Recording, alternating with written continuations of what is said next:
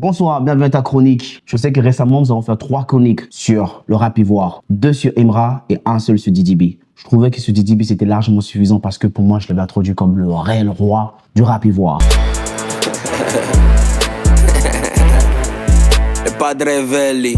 Et il y avait une histoire de clash entre les deux. Avec William, on n'a pas voulu faire d'épisode sur le clash parce qu'on se disait que le clash avait perduré, ça va aller long cette histoire, on pouvait pas faire, on va attendre la fin. Et on pensait que la fin était arrivée parce que tout le monde est passé à autre chose. Suspect 95 est passé à autre chose, Imra est passé à autre chose parce qu'il a reçu l'arrivée de son bébé. On était tous sur la photo en disant qu'il était mignon avec sa copine Ivorian Doll. Mais bim, par surprise, Didi B sort le clip de sa diss track, Baudouin.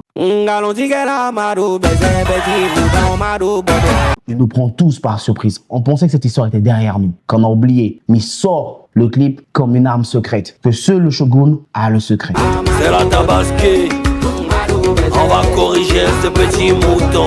Et juste après le clip de la diss track, Didi B sort un nouveau clip au titre Bazarov Légende. Très bien.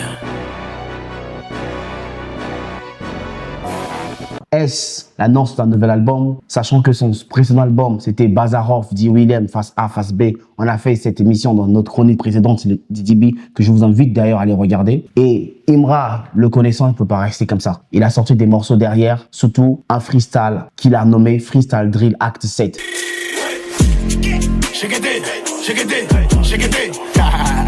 On a écouté le freestyle, mais je vous dis carrément, c'est pas au niveau. C'est pas au niveau, et je pense que là, pour le coup, Didi B vient d'éteindre Imra. Bienvenue à ta chronique du mercredi, ici c'est Djengombe, Dr William à la réalisation. Prenez place, c'est parti.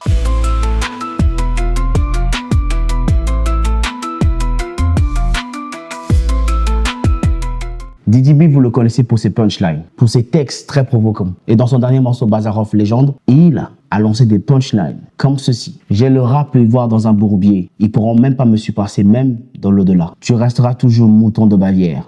Pour jamais me surpasser, même si on va dans l'au-delà. Tu restes toujours bête, toi, tu restes toujours mouton. Je suis dans ton cul, rappeur barbier. Didi B, comme je l'avais dit dans la chronique précédente sur lui, que je vous invite réellement à les suivre, même dans son morceau, le rire à la fin, c'est tellement provocateur pour dire que il en a fini avec le game et qu'il n'y en a pas qui pourront rivaliser.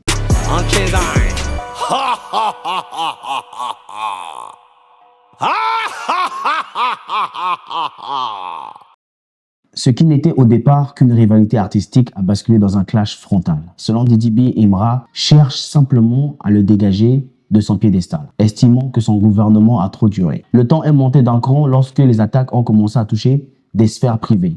Je voulais pas en arriver là, je voulais éviter la guerre. Mais t'as snappé quand des fans ont insulté ma mère. Le clash s'est matérialisé par des morceaux virulents qui enflamment les réseaux sociaux. Nabo Cléman de Imra, un titre déchaîné où le rappeur multiplie les pics pour affirmer sa supériorité technique et son authenticité.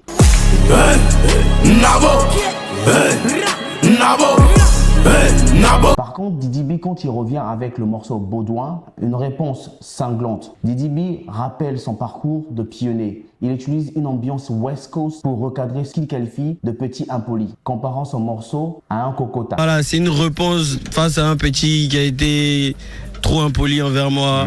Et c'est comme le grand frère qui te donne un gros cocota pour te dire calme-toi, c'est tout.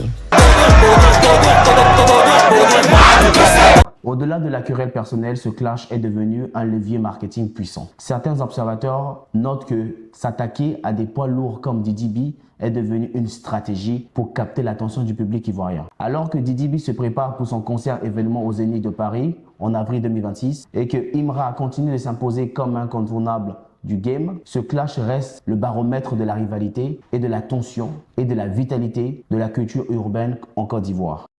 Je sais qu'il y a des fans du shit qui vont nous regarder et qu'il y a des fans aussi de Didi B qui vont nous regarder. J'ai pas de parti pris. C'est vrai que j'ai mes petites préférences, mais j'ai pas de parti pris. Pour moi, les deux rappeurs sont à un niveau élevé. Didi B, de par son texte, pour moi, il est supérieur à Imra. De par son texte. Imra, il a un texte malade. Il a un flow de malade. Il a des compositions de malade. Mais pour moi, Didi B, c'est plus structuré et il a plus à donner. Et je sais pas parce que peut-être que Imra, en tournant pendant 2 ans d'affilée non-stop, chaque jour, il est en train de sortir des tracks.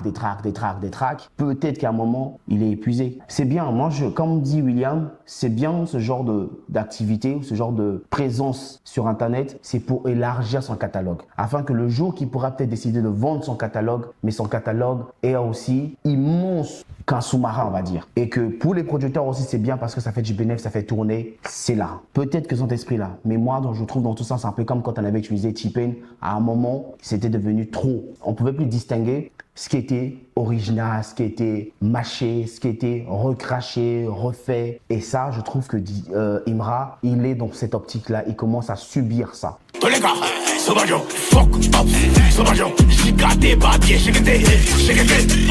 Voilà pourquoi DDB, il attaque sur certaines punchlines en lui disant que vous recyclez les mêmes choses, vous faites les mêmes choses, mais que vous pouvez pas avoir la créativité que j'ai. Et de vos putains de carrière, je suis le noyau. Je vous prends un coup, KO, c'est bayo. Mais sachant que le clash entre DDB et Imra élève aussi le rap ivoire parce qu'aujourd'hui le rap ivoire, le conflit Imra-DDB a rehaussé le rap francophone en Afrique. Tu n'es pas talentueux que nous, il était dit ça 1000 fois. Mon succès c'est à l'infini, ton succès c'est une fois. Que ça soit en Afrique de l'Ouest ou en Afrique centrale. Même en Europe, les deux artistes, on jure que par eux. Et je pense pas qu'en France en ce moment, en termes de rap et de rivalité, il y a une rivalité qui est comparable à celle de DDB ou à Imra en France. On n'a plus ça en ce moment. On va mettre la main sur Paris, okay. Les vieux paient les gabarits, y'a beaucoup de mousseaux donc on arrive. C'est plus le monde de bisounours là-bas, c'est plus peace and love. Alors qu'en Afrique, ça clash et quand tu suis, il y a matière. Rapper sans parler de moi, ils peuvent chier ces petits enculés. Je donnerai pas mon avis, mais vous avez compris dans quel contexte je me situe un petit peu. Voilà, c'était tout pour ta chronique du mercredi présentée par Djengombe. Petit coup de cœur. On oublie souvent le coup de cœur, mais cette semaine, on revient à un coup de cœur. Et ce coup de cœur-là, ça a déjà été notre coup de cœur, c'est notre épisode. Mais on le remet ici. Et c'est un coup de cœur de DDB en featuring Zinoneski. Écoute ça. J'écris mes lyrics, mais mes yeux sont ailleurs. Je suis sûr que la vieille est fière de ma carrière. Voilà, c'est tout pour ta chronique du mercredi présentée par Djengombe, Dr. William à la réalisation. À mercredi prochain. D'ici là, portez-vous bien. Peace. Bien, on a fait le tour du monde, c'est pas rien.